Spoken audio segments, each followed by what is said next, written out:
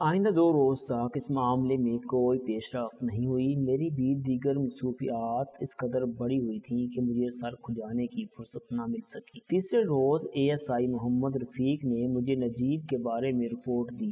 ہم نے جس کانسٹیبل کو نجیب کی نگرانی پر مامور کیا تھا وہ ASI کو جواب دہ تھا۔ میں چونکہ گزشتہ 2 دن تک بہت مصروف رہا تھا اس لیے ASI نے تیسرے دن مجھ سے بات کی۔ ملک صاحب، یہ بندہ تو بہت محتاط لگتا ہے۔ کیوں بھائی، اس نے ایسا کیا کر دیا؟ میں نے سرسری انداز میں پوچھا۔ وہ بولا، نجیب لگے بندے معمولات کے مطابق زندگی گزار رہا ہے، حالانکہ آپ سے ملاقات کے بعد اسے پریشان ہو جانا چاہیے تھا۔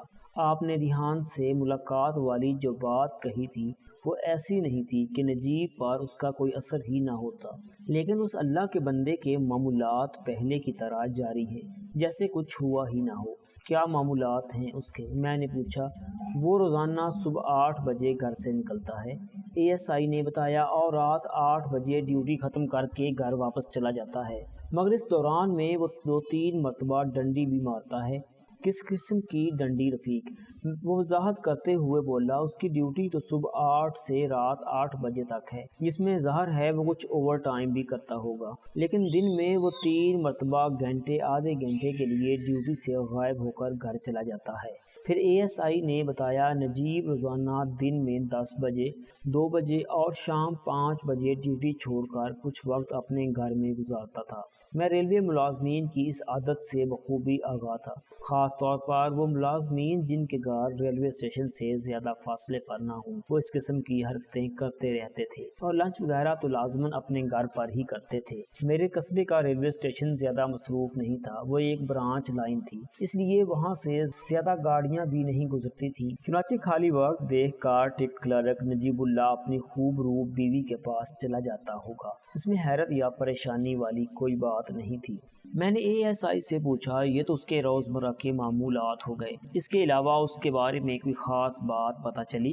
اس نے بتایا، نجیب اللہ کا تعلق چک جمرہ سے ہے اور شہدہ اس کی پہلی بیوی نہیں۔ اس کی بیوی سلمہ 1 سال پہلے اسے چھوڑ کر جا چکی ہے۔ سلمہ اس کی تایازاد تھی اور چک جمرہ کی رہنے والی تھی۔ اگرچہ ASI نے سلمہ کے ذکر کر کے کوئی انکشاف کرنے کی کوشش کی تھی، تاہم یہ باتیں مجھے پہلے ہی معلوم ہو چکی تھی، اس لیے میں نے زیادہ حیرت کا اظہار نہیں کیا۔ میں نے اس سے پوچھا، کیا نجیب یا بگوڑی سلمہ کے خاندانی پس منظر کے بارے میں کوئی اہم بات معلوم ہوئی؟ میرا مطلب ہے چک جمرہ کا حال احوال۔ وہ بولا، جناب، اتنی تفصیل میں جانے کے لیے چک جمرہ ایک مختصر سا دورہ کرنا پڑے گا۔ تم کل ہی چک جمرہ روانہ ہو جاؤ۔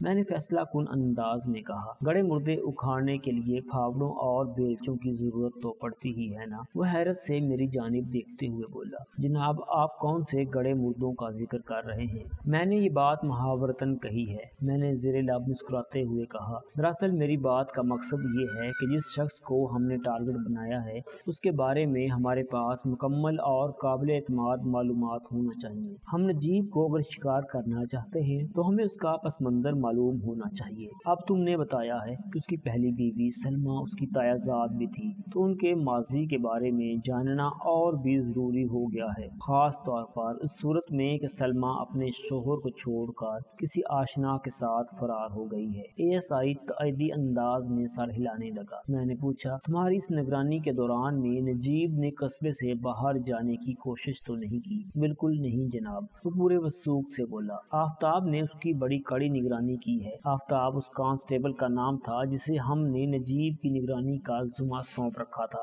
میں نے ASI محمد رفیق سے پوچھا، اور رات کی کیا خبریں ہیں؟ اس نے الجھی ہوئی نظر سے مجھے دیکھا۔ میں نے وضاحت کی، میرا مطلب ہے رات 8 بجے سے صبح 8 بجے تک نجیب اپنے گھر میں ہی رہتا ہے، یا اس دوران میں بھی وہ کچھ دیر کے لیے گھر سے نکلتا ہے؟ یہ جاننے کے لیے تو رات بھر اس کے گھر کی نگرانی کروانا ہوگی۔ یہ نگرانی آج ہی سے شروع کروا دو، میں نے کہا۔ مجھے رات میں نجیب کی سرگرمیوں کے بارے میں بھی پتہ چلنا چاہیے۔ ٹھیک ہے جناب، میں اس کام کے لیے کانسٹیبل طارق کی ڈیوٹی لگا دیتا ہوں، وہ ویسے بھی رات کو دیر تک جاگنے کا ماہر سمجھا جاتا ہے۔ ہاں، اس کام کے لیے کسی ایسے ہی شخص کی ضرورت ہے، میں نے ٹھہرے ہوئے لہجے میں کہا۔ میں نے ASI کو اب تک اپنی کامیابیوں کے بارے میں بھی بتایا۔ جب اسے ریحان کی خون والی الٹیوں کے بارے میں پتہ چلا تو وہ ایک دم سنجیدہ ہو گیا۔ پھر گمبھیر لہجے میں اس نے کہا، ملک صاحب، یہ دونوں بہت خطرناک ہیں۔ اگر ریحان کی موت واقعی واقع زہر خورانی سے واقع ہوئی ہے تو پھر شہدا یا نجیب میں سے کوئی ایک اس کا قاتل ہے، یا یہ بھی ہو سکتا ہے وہ دونوں اس کے قاتل ہوں۔ میں نے کہا انہوں نے ملی بھگت سے ریحان کو اپنے راستے سے ہٹایا ہو، 1 ماہ پہلے ہونے والی ان دونوں کی شادی بھی اسی جانب اشارہ کرتی ہے۔ ASI نے کہا ملک صاحب، ان خطرناک افراد کو ایک لمحے کے لیے نظر سے اوجھل نہیں ہونے دینا چاہیے، اس لیے تو میں نے تمہیں ان کی ڈبل نگرانی کا حکم دیا ہے۔ میں نے کہا ویسے میں کل اوپر بات کرنے والا ہوں، میں ریحان کی لاش کا پوسٹ مارٹم کروانے پر زور دوں گا، پھر سارا کچا چٹھا سامنے آ جائے گا۔ ویسے ریحان کی لاش میں تو اب صرف ہڈیاں ہی بچی ہوں گی، اور یہی ہڈیاں چیخ چیخ کر یہ اعلان کریں گی کہ حامل حضا کی موت کس طرح واقع ہوئی تھی، طبعی یا غیر طبعی، اور اگر غیر طبعی تو اس موت کا سبب کیا ہے، زہر خورانی۔ میں نے جملہ ادھورا چھوڑ کر معنی خیز انداز میں محمد رفیق کی آنکھوں میں دیکھا اور سنسناتے ہوئے لہجے میں کہا تم تو جانتے ہی ہو پوسٹ مارٹم کس ظالم شے کا نام ہے۔ وہ بڑی ادا سے اسبات میں سر ہلانے لگا۔ آئندہ روز ASI محمد رفیق چک جمرہ نہ جا سکا، اس کی چھوٹی بچی کی طبیعت کافی دن سے خراب چلی آ رہی تھی۔ صبح جب اس کی حالت زیادہ ہی بگڑ گئی تو اسے سول ہسپتال میں داخل کروانا پڑا۔ میں نے از خود رفیق کو جک جمرہ جانے سے روک دیا، کیونکہ اسپتال میں اپنی بیٹی کے پاس موجود رہنا اس کے لیے زیادہ ضروری تھا۔ میں تھانے سے ضروری امور نپٹا کر اپنے علاقے کے SP صاحب سے ملنے چلا گیا۔ یہ ایک اتفاق ہی تھا کہ متعلقہ DSP صاحب بھی SP کے دفتر میں اس وقت موجود تھے۔ روح کا ذکر سن کر SP صاحب سنجیدہ ہو گئے اور انہوں نے مجھے تمام واقعات بالتفصیل سنانے کو کہا۔ میں نے الف سے یہ تک پوری کہانی اپنے افسران کے گوش گزار کر دی۔ SP کافی دیر تک سوچ میں ڈوبے رہے، پھر انہوں نے کہا بھائی صفدر حیات، یہ روح کا چکر تو اپنی سمجھ سے باہر ہے، البتہ۔ انہوں نے ذرا توقف کر کے میری آنکھوں میں جھانکا اور کہا تم نے ریحان کی موت کا یہ واقعہ بیان کیا ہے، اس میں خاصی جان نظر آتی ہے، خاص طور پر ریحان کی بیوی اور دوست کے درمیان پائے جانے والے تعلقات کی روشنی میں، اور تم نے بتایا ہے کہ شہدا نے 1 ماہ پہلے نجیب سے شادی بھی کر لی ہے۔ جی سر، بالکل ایسا ہی ہوا ہے۔ میں نے کہا کئی افراد اس بات کے گواہ ہیں کہ نجیب اپنے دوست کی زندگی میں اس کی بیوی سے عشق لاتا رہا تھا۔ اگر جان کی امان پاؤں تو کچھ عرض کروں۔ DSP نے SP صاحب کی طرف دیکھتے ہوئے کہا جان کی امان پاؤں تو کچھ عرض کروں ان کا تکیہ کلام تھا۔ SP صاحب نے خوش دلی سے کہا جی شاہ جی، آپ کیا کہنا چاہتے ہیں؟ DSP شبیر شاہ نے کہا سر، آپ تو روحوں وغیرہ کے واقعات پر یقین نہیں رکھتے، لیکن میں ان پر پختہ یقین رکھتا ہوں۔ اس قسم کے روحوں سے متعلق بہت سے واقعات خود میرے ساتھ بھی پیش آ چکے ہیں۔ میں نے ان گنہگار آنکھوں سے روحوں کی کرشمہ سازی دیکھی ہے۔ پھر وہ میری جانب دیکھتے ہوئے بولے صفدر حیات نے ریحان کی روح سے ملاقات کا یہ واقعہ بیان کیا ہے، اس میں کسی شک و شبے کی گنجائش نہیں ہو سکتی۔ میرا خیال ہے ریحان علی طبعی موت نہیں مرا، اسے موت کے گھاٹ اتارنے کے لیے کوئی نہ کوئی مذموم کارروائی کی گئی ہے، ورنہ اس کی روح صفدر حیات سے رابطہ نہ کرتی۔ اگر روح نے نجیب کی شکایت کی ہے تو اس کا سیدھا مطلب یہی ہے کہ وہ شخص کسی بھی طور پر ریحان کی موت میں ملوث ہے۔ اس کے بعد DSP صاحب نے اپنے ساتھ پیش آنے والے روحوں سے متعلق ملاقات کی تفصیل بھی سنا ڈالی۔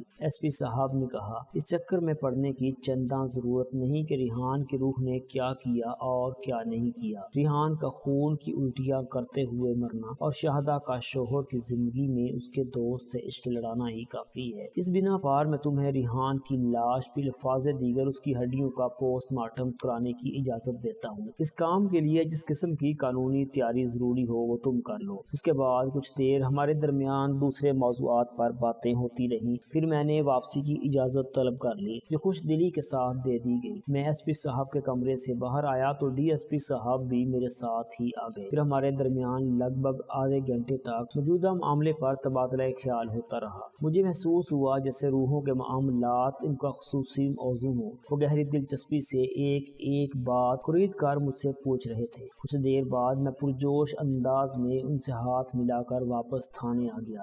اپنے افسران بالا سے مشورہ کر کے میں نے یہ فیصلہ کیا تھا کہ ریحان کی قبر کو آئندہ روز کی صبح کو کھولا جائے اور علاقے کے لوگوں کو اس بارے میں قطعاً کچھ معلوم نہ ہونے پائے، ورنہ وہاں ہجوم لگ جاتا اور اڑتی یہ خبر نجیب تک پہنچتی تو وہ ہوشیار ہو سکتا تھا۔ ویسے میں یہ کام گورکن کو اعتماد میں لے کر کرنے کا ارادہ رکھتا تھا۔ اگلی صبح میں اپنے ارادے پر عمل نہیں کر سکا۔ گزشتہ رات آخری پہر دوپہر اچانک بارش شروع ہو گئی۔ صبح تک قبرستان میں اچھی خاصی کیچڑ ہو گئی اور بارش بھی وقفے وقفے سے جاری تھی۔ برستی بارش میں قبر کو کھولنا میں نے مناسب نہ سمجھا اور یہ کام آئندہ دن پر رکھ دیا اور خود فی الوقت چک جمرہ کے لیے روانہ ہو گیا۔ چک جمرہ میں میری پوری توجہ نجیب کے خاندان کی طرف مرکوز ہو گئی۔ ASI زمان خان کو میں اپنے ساتھ لایا تھا۔ ASI محمد رفیق کی تحقیق سے مجھے یہ بات معلوم ہو چکی تھی کہ نجیب کی پہلی بیوی اس کی تایا ذات تھی۔ ہم سیدھے نجیب کے تایا کے پاس پہنچ گئے۔ امانت علی چک جمرہ کے ایک نزدیکی گاؤں کا چھوٹا ذمہ دار تھا۔ اس نے ہمیں عزت سے اپنے گھر میں بٹھایا۔ ہماری تواضع کے لیے احکام صادر کرنے کے بعد اس نے پوچھا، ملک صاحب آپ خیریت سے تو آئے ہیں نا؟ میں نے کہا، امانت علی میں تم سے کچھ ضروری باتیں کرنے آیا ہوں۔ کس قسم کی ضروری بات؟ وہ قدرے پریشان ہو گیا۔ ان باتوں کا تعلق تمہارے سابقہ داماد نجیب اللہ سے ہے، میں نے کہا۔ اس کے چہرے پر ناپسندیدگی کے تاثرات ابھرے۔ چہرے کے عضلات کے بگاڑ نے مجھے بتا دیا کہ وہ نجیب کے لیے اپنے دل میں نفرت کا سمندر رکھتا تھا۔ اس نے روکھے لہجے میں کہا، ملک صاحب یہ بدبخت ہمارے لیے مر چکا ہے۔ میں نے کہا، یہ تمہارے دلی جذبات ہے اور میں تمہیں ایسا سوچنے سے نہیں روک سکتا، مگر حقیقت یہی ہے کہ وہ زندہ ہے۔ وہ زندہ ہو یا مردہ مجھے اس سے کوئی غرض ہے نہ دلچسپی، امانت علی نے برا ساموں بناتے ہوئے کہا۔ جب سے اس نے میری بیٹی پر گناؤنا الزام لگایا ہے مجھے اس کی شکل سے نفرت ہو گئی ہے۔ اب میں اس کا نام بھی سننا پسند نہیں کرتا۔ وہ ایک باپ تھا۔ سلمیٰ کے حوالے سے یہی مشہور تھا کہ وہ اپنے کسی آشنا کے ساتھ فرار ہو گئی تھی اور یہ بات مشہور کرانے میں بھی یقیناً نجیب ہی کا ہاتھ رہا ہوگا۔ میں نے امانت علی کے جذبات کا احترام کرتے ہوئے محتاط الفاظ کا سہارا لیا اور کہا، تمہیں یہ بات کس طرح پتہ چلی کہ تمہاری بیٹی سلمیٰ نجیب کے گھر سے غائب ہے؟ میں نے فراد کو غائب کا لبادہ پہنا دیا تھا۔ وہ بولا، یہ لگ بھگ 1 سال پہلے کی بات ہے اور ہم تک یہ اطلاع خود اسی شیطان نے پہنچائی تھی۔ نجیب کے لیے تم جس قسم کے الفاظ استعمال کر رہے ہو اس سے پتہ چلتا ہے کہ تم اس سے شدید نفرت کرتے ہو، میں نے سنجیدہ لہجے میں کہا۔ وہ غصے سے بولا، ایسے خبیث انسان سے صرف اور صرف نفرت ہی کی جا سکتی ہے۔ میں نے کہا، مجھے پتہ چلا ہے کہ نجیب تمہارا بھتیجا لگتا ہے۔ آپ کو بالکل ٹھیک پتہ چلا ہے، وہ گمبھیر آواز میں بولا۔ وہ میرے چھوٹے بھائی شرافت علی کا اکلوتا بیٹا ہے۔ شرافت علی صرف نام ہی کا نہیں بلکہ کردار کا بھی شرافت علی تھا۔ اب وہ زندہ ہے نہ اس کی بیوی۔ اللہ دونوں مرحومین کو جنت نصیب کرے اور اس مردود نجیب کے لیے یہ دنیا ہی جہنم بن جائے۔ بات کرتے کرتے وہ جوش میں آ گیا۔ میں نے شرافت علی کے منہ کو دیکھ کر سلمیٰ کو نجیب سے بیاہ دیا،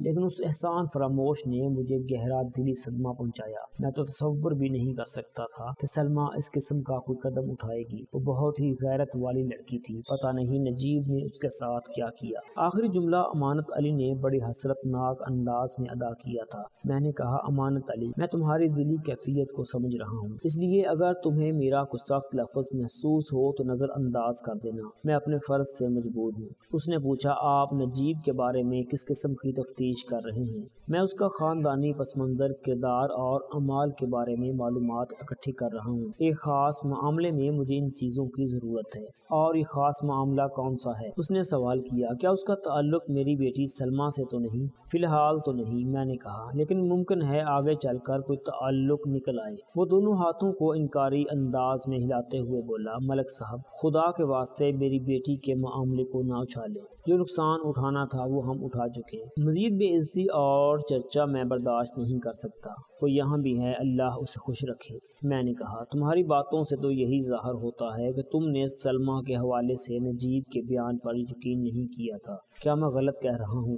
سلمیٰ اس قسم کا قدم اٹھا ہی نہیں سکتی، وہ قطعیت سے بولا۔ اولاد کا معاملہ بڑا ہی عجیب و غریب ہوتا ہے۔ والدین کی غالب اکثریت انہیں ٹھیک راست سمجھتی ہے اور ان سے ایسی ویسی کسی بات کی توقع نہیں کرتی۔ اسی لیے جب اس قسم کا کوئی واقعہ سامنے آتا ہے تو ان کے لیے ناقابل یقین ہو جاتا ہے۔ میں نے کہا، امانت علی میں تم سے یہ بحث کرنے نہیں آیا کہ سلمیٰ کیا کر سکتی تھی اور کیا نہیں کر سکتی تھی۔ تم مجھے صرف اتنا بتاؤ کہ جب تمہیں نجیب کی بات کا یقین نہیں آیا تم نے اپنے طور پر بیٹی کو تلاش کرنے کے لیے کیا اقدام کیے؟ میں نے اسے اپنے تمام رشتہ داروں کے پاس تلاش کیا تھا، اس نے بتایا۔ اس تلاش کا کیا نتیجہ نتیجہ برآمد ہوا، وہ مجھے کہیں بھی نہیں ملی۔ کیا تم نے اس کی گمشدگی کی کوئی رپورٹ وغیرہ بھی درج کرائی تھی؟ اس نے نفی میں جواب دیا۔ میں نے پوچھا کیوں؟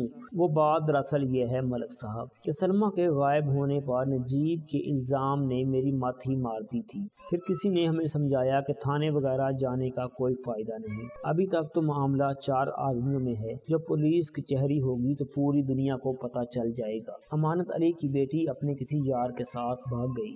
میں یہ وقت آنے سے پہلے ہی موت کے منہ میں چلا جاتا۔ ملک صاحب، میں عزت دار آدمی ہوں، اپنی اس قدر بے عزتی کیسے برداشت کر سکتا ہوں؟ ایک لمحے کو رک کر اس نے اضافہ کیا، جناب پھر یہ بھی تھا کہ سلمیٰ اس کے گھر سے غائب ہوئی تھی، اس کی گمشدگی کی رپورٹ بھی اسی علاقے میں درج کرائی جانی تھی۔ میں یہاں چک جمرہ کے دور دراز گاؤں میں بیٹھا کیا کر سکتا ہوں؟ انسان چاہے تو کہیں بھی بیٹھ کر کچھ بھی کر سکتا ہے، میں نے کہا، بس اس کا عزم اور ارادہ مضبوط ہونا چاہیے۔ خیر، میں نے رک کر چند لمحے خاموشی اختیار کی، پھر ٹھہرے ہوئے لہجے میں کہا، میں نجیب پر کام تو کر ہی رہا ہوں، اس سلسلے میں بھی اسے ٹٹول کر دیکھ لوں گا۔ وہ حیرت بری نظر سے مجھے دیکھتے ہوئے بولا، آپ نجیب پر کس قسم کا کام کر رہے ہیں؟ میں نے اسے اصل معاملات سے بے خبر رکھتے ہوئے کہا، اس کا تعلق اس کی بیوی سے ہے۔ نجیب کی بیوی؟ وہ اچھل پڑا۔ اس کے رد عمل نے مجھے بتا دیا کہ وہ نجیب کی دوسری شادی سے لا علم تھا۔ میں نے ایک لفظ پر زور دیتے ہوئے کہا، ہاں، میں اس کی دوسری اور حالیہ بیوی کی بات کر رہا ہوں۔ تو کیا اس نے شادی بھی کر لی؟ اس کی حیرت میں اضافہ ہوتا جا رہا تھا۔ میں نے بتایا، ابھی 1 ماہ پہلے اس نے شادی کی ہے۔ کس سے؟ کون ہے وہ؟ اس عورت کا نام شہدہ ہے، میں نے بتایا، اور وہ اسی قصبے کی رہنے والی ہے۔ یہاں کے ریلوے اسٹیشن پر نجیب ڈیوٹی کرتا ہے۔ وہ متذبذب انداز میں بولا، اچھا، یہ تو نئی خبر ہے، مجھے اس بارے میں پہلے کچھ بھی پتا نہیں تھا۔ امانت علی نے پوچھا، شہدہ کے بارے میں آپ اور کیا جانتے ہیں؟ بس ابھی اتنا ہی جانتا ہوں، میں نے کہا، مزید معلوم کرنے کی کوشش کر رہا ہوں، شہدہ کے بارے میں بھی اور نجیب سے متعلق بھی۔ وہ بولا، آپ نے ابھی تھوڑی دیر پہلے بتایا ہے کہ آپ کی تفتیش و تحقیق کا تعلق براہ راست نجیب کی بیوی شہدہ سے ہے، پھر آپ نجیب کے بارے میں کیوں چھان بین کرتے پھر رہے ہیں اور اس جستجو میں یہاں میرے پاس بھی چلے آئے ہیں؟ میں نے کہا، میں جس گتھی کو سلجھانے کی کوشش میں لگا ہوں اس میں شہدہ اور نجیب کے کردار ملوث ہیں۔ جب مجھے پتا چلا کہ نجیب کی یہ دوسری شادی ہے اور 1 سال پہلے اس کی بیوی سلمیٰ اپنے کسی آشنا کے ساتھ بھاگ گئی تھی، تو میں سلمیٰ اور نجیب کے پس منظر سے آگاہ ہونے کے لیے چک جمرہ آیا ہوں۔ لیکن آپ نے جو کچھ بتایا ہے وہ اس کے سراسر برخلاف ہے جو نجیب نے مشہور کر رکھا ہے۔ خیر، دیکھتے ہیں آگے کیا ہوتا ہے، امانت علی نے کہا۔ ملک صاحب، میں نے آپ کو وہی کچھ بتا دیا ہے جو حقیقت ہے۔ میری سلمیٰ اس قسم کی حرکت ہی نہیں کر سکتی، خدا کرے ایسا ہی ہو، میں نے خلوص دل سے کہا۔ اس نے کہا، ملک صاحب، کیا آپ مجھے اس گتھی کے بارے میں کچھ بتائیں گے جس کو آپ سلجھانے کی کوشش کر رہے ہیں؟ ابھی نہیں، میں نے 2 ٹوک انداز میں کہا، ویسے بھی اس معاملے کا تم سے براہ راست کوئی تعلق نہیں۔ وہ سمجھدار تھا، اس لیے اس نے ضد نہیں کی۔ میں تھوڑی دیر بعد اس کے گھر سے نکل آیا۔ امانت علی سے ملاقات کے بعد مجھے اندازہ ہوا کہ وہ ایک مہذب اور شریف النفس شخص تھا۔ ہر شریف انسان کی طرح وہ بھی تھوڑا بزدل تھا اور عزت بے عزتی کے چکر میں وہ بیٹی کی گمشدگی پر خاموش ہو کر بیٹھ گیا تھا، ورنہ اس کی جگہ کوئی جوشیلا یا پھڈے باز شخص ہوتا تو وہ بہت ادھم مچاتا۔ سلمیٰ کی تلاش کے لیے تو وہ پولیس کی مدد لیتا ہی، اس کے ساتھ ساتھ وہ نجیب کی زندگی بھی اجیرن کر دیتا۔ امانت علی سے ملاقات کے بعد یہ تو معلوم ہو گیا کہ دنیا میں اس کا اور کوئی نہیں تھا، لہذا اس کے کہیں آنے جانے کے امکانات نہ ہونے کے برابر تھے۔ اب میں بآسانی اسے ٹارگٹ بنا کر ریحان والے معاملے کو حتمی شکل دے سکتا تھا۔ جب ہم واپس تھانے پہنچے تو رات کا اندھیرا پھیل چکا تھا۔ آئندہ روز میں نے ریحان کی قبر کھلوا کر اس کی لاش کی باقیات کو پوسٹ مارٹم کے لیے بھجوا دیا۔ دوسرے دن ایک سنسنی خیز رپورٹ مجھے پڑھنے کو ملی۔ ریحان کی مبینہ روح کا اشارہ اور میرا اندازہ 100% درست ثابت ہوا۔ پوسٹ مارٹم میں واضح الفاظ میں یہ بتایا گیا تھا کہ ریحان کی موت زہر خوانی کے سبب واقع ہوئی۔ اسے کھانے پینے کی کسی شے میں ایک سریع الاثر زہر دیا گیا تھا۔ ASI محمد رفیق نے موجودہ صورتحال سے آگاہ ہوتے ہی مجھ سے کہا، ملک صاحب، ہمیں فوری طور پر ان دونوں کو گرفتار کر لینا چاہیے۔ تم ٹھیک کہتے ہو، میں نے تائیدی انداز میں کہا۔ نجیب اللہ کے گھر چلنے کی تیاری کرو۔ ASI نے کہا، ملک صاحب، کیوں نہ ہم رات ہونے کا انتظار کر لیں؟ اس وقت وہ دونوں گھر ہی ملیں گے، دونوں کو الگ الگ جگہ سے بھی گرفتار کیا جا سکتا ہے۔ میں نے کہا، کسی انتظار کی ضرورت نہیں، ہم تھوڑی دیر میں یہاں سے نکل جائیں گے۔ تم 2 کانسٹیبلز کے ساتھ ریلوے اسٹیشن پہنچو اور نجیب اللہ کو گرفتار کر کے تھانے لے آؤ۔ میں شہادت شاہدہ کی گرفتاری کے لیے ان کے گھر جاؤں گا۔ ٹھیک ہے سر، ASI نے کہا اور میرے کمرے سے نکل گیا۔ اس وقت دوپہر ہو چکی تھی۔ ASI زمان نے مجھے بتایا کہ نجیب اللہ دوپہر 2 بجے ایک چکر گھر کا لگاتا تھا، اس سے پہلے وہ 10 بجے گھر آتا تھا، یہ اس کے درمیان کا وقت تھا۔ اس وقت 1 بجنے والا تھا۔ مجھے امید تھی کہ وہ رفیق کو ریلوے اسٹیشن پر ہی مل جائے گا۔ فوری تیاری کے بعد میں اور ASI اپنے اپنے مشن پر روانہ ہو گئے۔ میں نے اپنے ساتھ ایک ہوشیار اور چابک دست قسم کے کانسٹیبل کو بھی لے لیا۔ اس کانسٹیبل کا نام افتخار حسین تھا۔ ریلوے کے رہائشی کوارٹرز اسٹیشن سے زیادہ فاصلے پر نہیں تھے، ان کا طرز تعمیر خاصا پرانا تھا۔ ہمیں جس کوارٹر کے دروازے پر دستک دینا تھی اس کا نمبر 183B تھا۔ یہ 3 کمروں پر مشتمل ایک بنگلہ نما کوارٹر تھا۔ ابھی ہم ان کوارٹرز کے قریب بھی نہیں پہنچے تھے کہ مجھے کانسٹیبل آفتاب کی جھلک دکھائی دے گئی۔ وہ کوارٹر کی نگرانی پر مامور تھا، دن میں اس کی ڈیوٹی ہوتی تھی، رات کو اس کی جگہ کانسٹیبل طارق سنبھال لیتا تھا۔ آفتاب نے ہمیں اپنی جانب آتے دیکھا تو ہمارے پاس چلا آیا۔ میں نے اس سے پوچھا کیا خبریں ہیں بھائی؟ وہ مؤدب انداز میں بولا سر جی آج تو دونوں گھر پر ہی ہیں۔ گھر پر ہیں کیا مطلب؟ میں نے گور کر اسے دیکھا۔ کیا پہلے وہ دونوں گھر سے باہر ہوتے ہیں؟ جلدی سے بولا نہیں جی میرا یہ مقصد نہیں تھا، اس کی بیوی تو گھر پر رہتی ہے مگر نجیب تو روزانہ ڈیوٹی پر جاتا تھا۔ تم یہ کہنا چاہتے ہو کہ نجیب ڈیوٹی پر نہیں گیا؟ میں نے اس کی آنکھوں میں دیکھتے ہوئے کہا۔ اور اس وقت وہ دونوں اندر کوارٹر میں موجود ہیں؟ جی جی بالکل یہی بات ہے، وہ جلدی سے بولا۔ میں نے کوارٹر کے سامنے پہنچ کر تھوڑی دیر تنقیدی نظر سے اس کا جائزہ لیا۔ کوارٹر کی عمارت خاصی بوسیدہ ہو چکی تھی، کئی سالوں سے اس پر رنگ و روغن نہیں کیا گیا تھا۔ کسی زمانے میں وہ عمارت بڑی شان والی عمارت رہی ہوگی مگر اب وہ بوسیدگی کا نمونہ بن کر رہ گئی تھی۔ کوارٹر کا دروازہ لکڑی کا تھا، باؤنڈری وال زیادہ اونچی نہیں تھی، اس لیے یہ اندازہ بخوبی لگایا جا سکتا تھا کہ دروازے کے پیچھے ایک کشادہ صحن موجود ہے۔ کوارٹر کی اصلی عمارت اس کے بعد آتی تھی۔ میں نے چوبی دروازے پر دستک دے دی۔ پہلی دستک رائیگاں گئی تو کانسٹیبل افتخار حسین نے بڑے دھواں دار انداز میں دروازے کو پیٹ ڈالا۔ تھوڑی دیر بعد کوارٹر کے اندر سے کچھ آوازیں آئیں، وہ کسی کے قدموں کی آوازیں تھیں، کوئی اندرونی کمرے سے چل رہا تھا۔ میں نے باؤنڈری وال سے جھانک کر اندر دیکھا، اسی وقت سامنے والے کمرے کا دروازہ کھل گیا اور کھلے ہوئے دروازے میں نے ایک حسین و جمیل چہرے کو دیکھا تو میری آنکھیں خیرہ ہو گئی۔ وہ یقینی طور پر شاہدہ تھی۔ میں اس کی دلکشی اور حسن کے قصے سن چکا تھا۔ دروازے پر نمودار ہونے والا وہ چہرہ مجھ سے نگاہ پڑتے ہی پریشان ہو گیا۔ میں نے وضاحت سے اس کا رنگ بدلتے دیکھا۔ مجھے محسوس ہوا جیسے وہاں کوئی گڑبڑ ہو۔ میں نے بآواز بلند کہا بی بی دروازہ کھولو، میں نجیب سے کچھ ضروری باتیں کرنے آیا ہوں۔ ایک لمحے کے لیے مجھے یوں لگا جیسے وہ اندر کی جانب دوڑ لگا دے گی مگر اس نے میرے احساس کی تصدیق نہیں کی اور یک ٹک وہیں کھڑی میری جانب دیکھتی رہی۔ اس کے دیکھنے میں حیرت سے زیادہ خوف شامل تھا۔ اس کا سبب فوری طور پر میری سمجھ میں یہی آیا کہ میں اس وقت یونیفارم میں تھا اور پولیس والوں کو دیکھ کر لوگ گھبرا ہی جاتے ہیں۔ میں نے کہا میرا نام ملک صفدر حیات ہے، میں اس علاقے کا تھانہ انچارج ہوں، دروازہ کھولو یا پھر نجیب کو باہر بھیجو، میں اس سے چند باتیں کر کے واپس چلا جاؤں گا۔ وہ چند لمحے تذبذب کی کیفیت میں رہی۔ میں نے اس کے چہرے کے تاثرات سے اندازہ لگایا کہ وہ کسی فیصلے پر پہنچنے کی کوشش کر رہی تھی۔ تھوڑی دیر بعد اس کی طرف سے جواب آیا، میں اس وقت گھر میں اکیلی ہوں اس لیے دروازہ نہیں کھول سکتی، آپ کو نجیب سے کیا کام ہے؟ کام جس سے ہے اسی کو بتایا جا سکتا ہے، میں نے کہا۔ وہ بولی تو پھر آپ ریلوے اسٹیشن پر چلے جائیں، نجیب آپ کو وہاں مل جائے گا، میں آپ لوگوں کو گھر میں آنے کی اجازت نہیں دے سکتی، نجیب نے مجھے سختی سے منع کر رکھا ہے۔ میں نے تصدیق طلب نظر سے کانسٹیبل آفتاب کی طرف دیکھا۔ اس نے تھوڑی دیر پہلے مجھے بتایا تھا کہ آج نجیب گھر سے نہیں نکلا اور شاہدہ کا کہنا تھا کہ وہ ہمیں اسٹیشن پر مل جائے گا۔ کانسٹیبل نے میری نگاہ کا مطلب سمجھ لیا، جلدی سے بولا سر جی یہ جھوٹ بولتی ہے، نجیب ابھی تک گھر سے نہیں نکلا۔ کانسٹیبل نے مثلاً آواز خاصی دھیمی رکھی تھی۔ میں نے شاہدہ کی طرف دیکھتے ہوئے کہا ہم ابھی ریلوے اسٹیشن ہی سے آ رہے ہیں، نجیب تو وہاں ہمیں نہیں ملا، ہمیں بتایا گیا ہے کہ وہ آج ڈیوٹی پر نہیں آیا، پتہ نہیں پھر وہ کہاں چلا گیا۔ شاہدہ نے حیرت کا اظہار کرتے ہوئے کہا یہاں پر مجھے یہی بتا کر گیا تھا کہ ریلوے اسٹیشن جا رہا ہے۔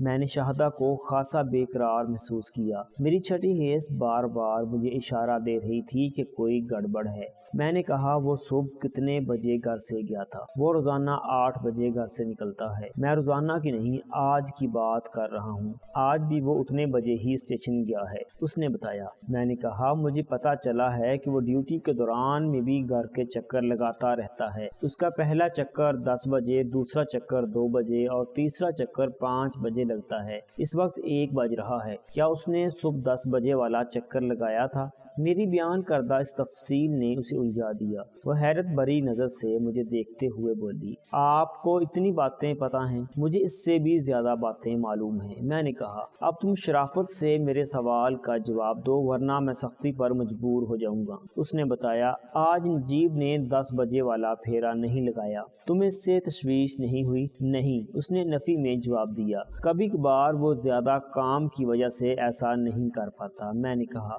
زیادہ اور کم کام کا مسئلہ نہیں، وہ تو آج ڈیوٹی پر گیا ہی نہیں۔ وہ اضطراری انداز میں بولی، اب تو مجھے بھی فکر ہونے لگی ہے، پتہ نہیں وہ کہاں چلا گیا ہے۔ اس کی فکر مندی میں مجھے بناوٹ نظر آئی۔ میں نے قدرے سخت لہجے میں کہا وہ کہیں نہیں گیا، ادھر ہی گھر کے اندر موجود ہے۔ تم اسے باہر بھیج رہی ہو یا ہم اندر آ جائیں؟ دیکھیں میں نے آپ کو بتایا ہے کہ نجیب گھر میں نہیں، وہ کمزور لہجے میں بولی، اور میں اس وقت گھر میں بالکل اکیلی ہوں۔ آپ نے اگر نجیب سے کوئی بات کرنی ہے تو رات کو آ جائیں یا پھر وہ بات مجھے بتا دیں۔ اسی وقت ASI محمد رفیق بھی وہاں پہنچ گیا۔ اس کے چہرے پر الجھن کے آثار تھے۔ وہ خاصی تیز رفتاری سے چلتے ہوئے وہاں تک آیا تھا۔ میں نے محسوس کیا کہ وہ کوئی سنسنی خیز خبر لے کر آیا تھا۔ شاہدہ کو اندرونی دروازے میں کھڑے اس نے بھی دیکھ لیا تھا۔ وہ اشارہ سے مجھے ایک طرف لے گیا اور دھیمے لہجے میں بولا، ملک صاحب ایک گڑبڑ ہو گئی ہے۔ کیسی گڑبڑ؟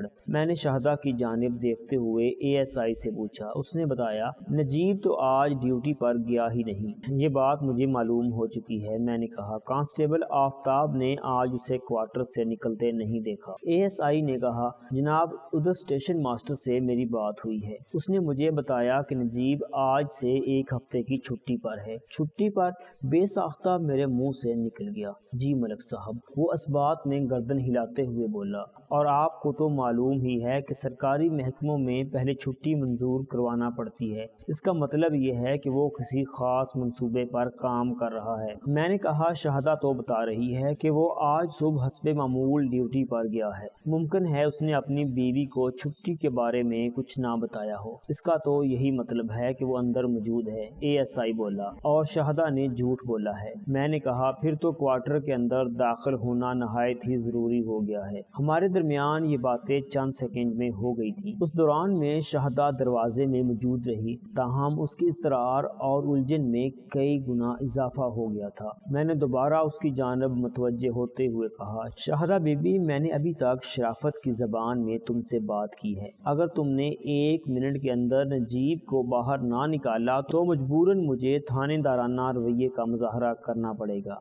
میں نے آپ کو بتایا ہے کہ وہ ڈیوٹی پر گیا ہے، وہ ہراساں لہجے میں بولی۔ میں نے کہا اس کا مطلب ہے تم شرافت کی زبان نہیں سمجھو گی۔ پھر میں نے کانسٹیبل کو مخصوص اشارہ کیا۔ آفتاب اور افتخار پلک جھپکتے میں کوارٹر کی باؤنڈری وال پھلانگ کر اندر پہنچ گئے۔ اگلے ہی لمحے لکڑی کا دروازہ کھل چکا تھا۔ میں نے کوارٹر کے صحن میں داخل ہوتے ہوئے شاہدہ کو گھر کے اندرونی حصے میں غائب ہوتے دیکھا تو اس کے پیچھے دوڑ لگا دی۔ وہ کوارٹر کے عقبی دروازے سے فرار ہونے کی کوشش کر رہی تھی۔ میں نے اسے قابو کر کے ہتھ کڑی پہنا دی۔ اس دوران میں ASI محمد رفیق اور دونوں کانسٹیبلز پورے کوارٹر کی تلاشی لینے میں مصروف ہو چکے تھے۔ 3 منٹ کے اندر اس نتیجے پر پہنچے کہ اس کوارٹر میں شاہدہ کے سوا اور کوئی نہیں تھا۔ نجیب پورے کوارٹر میں کہیں بھی نہیں پایا گیا۔ میں نے گھوم پھر کر تنقیدی نگاہ سے کوارٹر کا جائزہ لیا۔ میں باہر سے اس کوارٹر کو دیکھ چکا تھا۔ اندر سے یہ اتنا بسیدہ اور خستہ حال نہیں تھا جیسا باہر سے نظر آتا تھا۔ کوارٹر کا صحن اچھا خاصا اور کشادہ تھا۔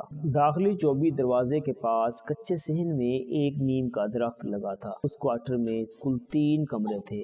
صحن کے بعد ایک کمرہ تھا جس کے دروازے میں شاہدہ نمودار ہوئی تھی۔ اس کے پیچھے ایک کشادہ اور ہوادار کمرہ تھا، پھر بائیں جانب ایک لمبوترا کمرہ تھا جسے ان لوگوں نے اسٹور روم بنا رکھا تھا۔ اسی اسٹور روم سے ایک دروازہ عقبی جانب کھلتا تھا۔ کوارٹر کے عقب میں بھی ایک چھوٹا سا لان تھا جس کے گرد خاردار جھاڑیوں کی باڑ لگی ہوئی تھی۔ کوارٹر کے کمرے اونچی چھتوں والے تھے۔ میں نے بھی نجیب کو کوارٹر میں تلاش کرنے کی کوشش کی مگر وہ مجھے کہیں نہ ملا۔ وہ واقعی وہاں موجود نہیں تھا۔ ہم شاہدہ کو اپنے ساتھ تھانے لے آئے۔